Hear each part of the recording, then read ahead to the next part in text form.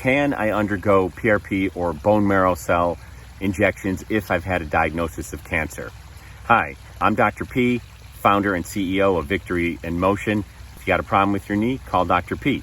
We have a trademarked knee repair, not knee replacement brand, programs, etc. And we get this question a lot.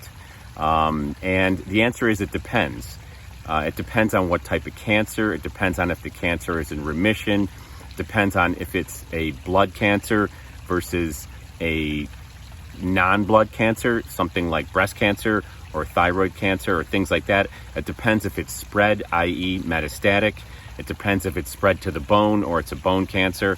So all these things come into play. And really the bottom line is we have had several patients who we've utilized PRP and bone marrow cells on, but we always, and I repeat, we always consult with the patient's oncologist, their cancer doctor, and we always get their opinion first. We explain to them what we're going to be doing, and we go by what they say or what they say and what we feel as well.